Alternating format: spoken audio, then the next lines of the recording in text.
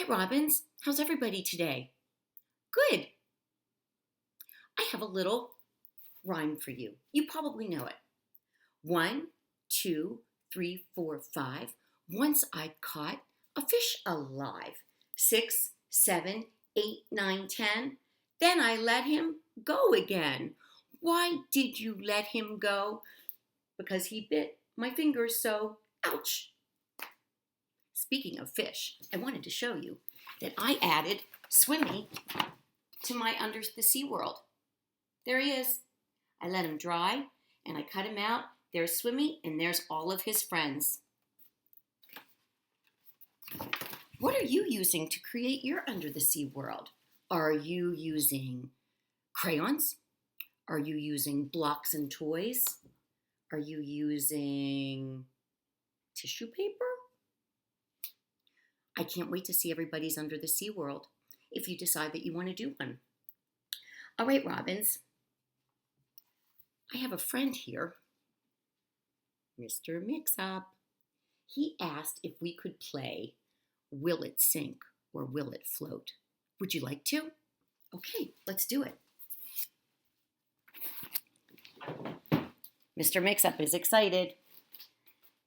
There's my water. I've got some items here. Mr. Mix-Up, I have a nickel. I have, can you see this? I have a ping pong ball. I have a lemon. I have a cheese spreader, a spoon, a little tomato, and a seashell. Mr. Mix-Up, which one do you want to use first? Let's see what he says. He wants to see if the ping pong ball will sink or float. Robbins, what's your hypothesis? Do you think the ping pong ball will sink or do you think it will float? Let's see. Mr. Mix-Up, what do you think? Mr. Mix-Up thinks that this ping pong ball is going to float. Let's see if he's right. It floats. Mr. Mix-Up, your hypothesis was right. He's very happy. All right, what would you like to try next, Mr. Mix-Up? Oh, he wants to try the nickel. So the nickel's round and flat. It's pretty light. Is it bigger than the ping pong ball or is it smaller than the ping pong ball? Oh, it's smaller. What's your hypothesis, Robbins? Do you think that this is going to sink or float? Let's see. Were you right? It sunk right to the bottom. What next, Mr. Mix-Up? Oh, the cheese spreader. It has some wood on the bottom and some metal on the top. Let's see what happens. What's your hypothesis, Robbins? Will it sink or will it float? Let's try. It sunk. What next, Mr. Mix-Up? The tomato. So the tomato is roundish, just like the ping pong ball. It's a little heavier than the ping pong ball. What do you think, Robbins? Do you think that this tomato is going to sink or float? What's your hypothesis? Mr. Mix-Up, what do you think? Mr. Mix-Up thinks it's going to float. Let's see if he's right. It sunk right to the bottom. It's okay, Mr. Mix-Up. It was a good guess. What next? Spoon. Okay, here we go. Robbins, what's your hypothesis? Do you think the spoon is going to sink or do you think it's going to float? Let's see. Plop. It went right to the bottom. It sunk. What next, Mr. Mix-Up? Oh, the seashell. What do you think, Robbins? Do you think the seashell will sink or do you think it will float? Let's see. The seashell sunk. All right, the last one. It's the lemon. Wow, so this lemon is heavy. I'm going to move some of these items so we can see what happens. The lemon is heavy. It's round, kind of like the ping pong ball and the tomato. What's your hypothesis? What do you think is going to happen? Let's see. That big, huge lemon is floating. Mr. Mix-Up can't believe his eyes. Wow. Well, that was fun, Robbins. I love playing that game with you. I love hearing your hypothesis when we pick up the different items. Was it fun, Mr. Mix-Up? It was fun for sure. Okay. A Color of His Own by Leo Lionni. Leo is the author because every book we read this week is going to be written by Leo Lionni. And also, every book that we read will be illustrated by him as well. He did the pictures. Who does that look like?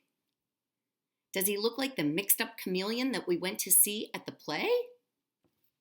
He does. Let's see what his story is. The book is called A Color of His Own. Parrots are green. Goldfish are red. They look happy.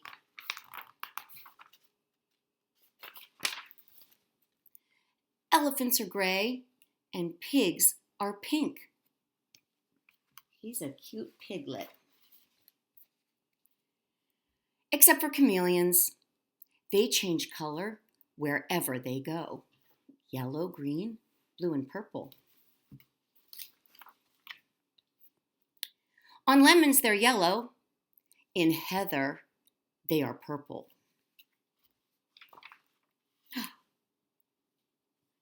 And on the back of a tiger, they are striped like tigers.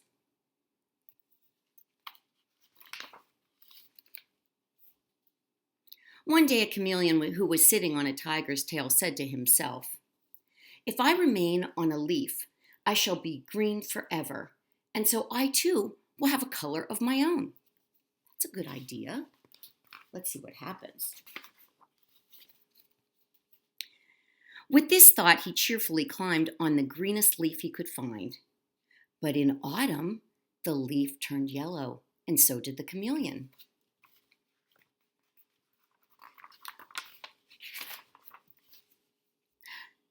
Later, the leaf turned red, and the chameleon turned red too. And then the winter winds blew the leaf from the branch, and with it, the chameleon.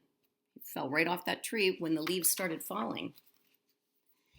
The chameleon was black in the long winter night.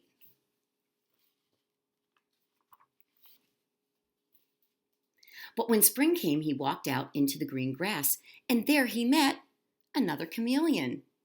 He told his sad story. "Won't we ever have a color of our own?" he asked. Looks like he made a friend.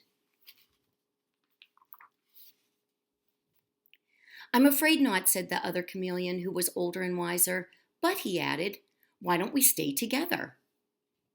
We will still change color wherever we go, but you and I will always be alike."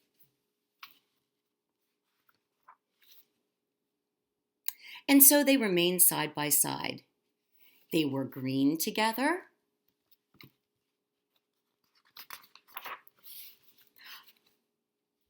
And purple and yellow. They were in the heather and in the fall leaves. And with red with white polka dots. And they lived happily ever after. They do look happy, don't they? Robbins, did you like that book? What did you like best about it? Oh, I like that part too. I like when they turned red with white polka dots. I also liked the illustration where he looked like a tiger. I thought that was fun. All right, we're going to do a little art project. Here we go. I have a piece of paper. Excuse me, puppy. My dog is under my feet. I am going to draw a chameleon. I'm not the greatest at this, but let's give it a go. Let's see. He starts with a line, then a curve, and then a big curve that swirls into a tail, right? And then it goes right there. I'll give him a smile. Give him a mouth. There we go. I'm going to do some legs. 1, 2, 3, 4. That's what my chameleon looks like. Now, I'm going to take my chameleon. I have some paint. Like I said, I only have finger paint, so I don't know how well this is going to work. And I do not have a marble. You know how we love to do marble rolling, Robins. So I'm going to use a tomato. We'll see if it works. The box I'm going to use is a pizza box because I like pizza. So I'm going to take my tomato out. You can show your family how we do marble rolling because we do it all the time, don't we, Robins? We love it. I'm going to take out my tomato and let's get rolling. Let's make him go over the chameleon. There he goes. And that tomato is coloring my chameleon. Right? So when he dries, I'm going to cut him out and I will have a chameleon that has lots of different stripes. Have fun. I hope you do a little marble rolling with your family. You could use a marble or you could use a ball. I actually thought I had a golf ball, but everybody's asleep in my house and I couldn't find one. A golf ball works well. We did that at school, remember? All right, Robins, have fun. See you later.